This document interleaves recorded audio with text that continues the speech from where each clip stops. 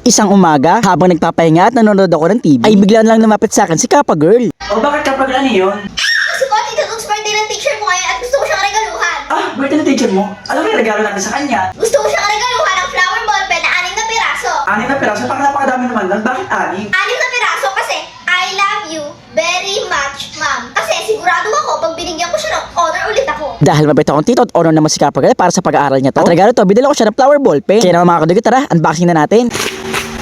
Okay sa mga kadugot, eto na, yung flower ball pen na pinibili sa akin ng Kappa Girl para iregalo sa teacher niya. Yan mga kadugot, ganito nga pala itsura na 1 piraso. Ang cute niya, di ba? Eto yung pinaka-flower niya. Pag binaligtad, magiging ball pen.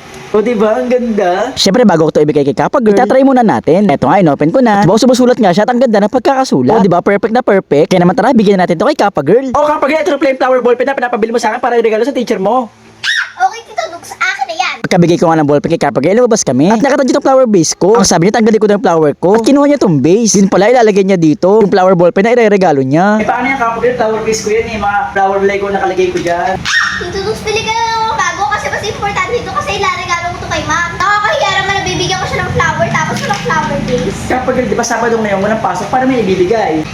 Eh di pupunta ako sa bahay nila para ibigay ito para maging honor ulit ako. Ako dito, Dukes, ngayon pupunta lang ako sa bahay ni ma'am para ibigay ko sa kanya para honor ulit ako. Bye!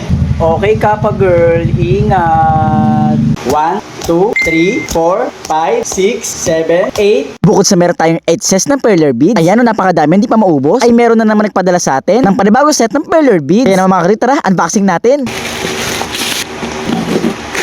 So mga kadikit, ito nga pala mga laman. 1 set of perler beads. Meron din instructions para sa mga newbie. Meron ding white na perler board. Maganda nga pala itong white kasi clear na nakikita mo yung mga nilalagay mong perler beads. Meron din plastic in heat. Hindi ko lang tawag, basta ito yung plastic na iniinit. At syempre, may mga tools at mga previous na perler beads. Ayan o, color black and color white. Bali, ang latest nga pala perler beads na ginawa ko ay si Ambryo ng Evolution. Ayan, so nigit ko na at dagdag na sa ating collection. At ngayong araw, ang bubuin naman natin ay si Flareon. Iisa-isahin kasi natin lahat ng Evolution eh. Siyempre, first color na gagamitin natin ay color black. Bali, ang gamit ko nga pala sa paggawa ng pattern, ito yung perler pen. Unti-unti ko na nga pala nakukuha at nasasanay na akong gamitin to. Kaya kahit pa paano, medyo mabilis na rin ako magsimula. Gumagamit naman ako ng tweezers kapag nagkukulay na ako sa loob. Para sa akin kasi perfect ang paggamit ng tweezers, lalo na pag mga sulok-sulok o loob-loob na. Sobrang dali nga lang palang buuin ni Ambryo kasi black and orange lang naman ang kulay niya. Pati siya sa color, hindi masyadong madami na iba't iba. Dito na nga pala ako sa last part, yung pinakamata niya. At eto na, finish na!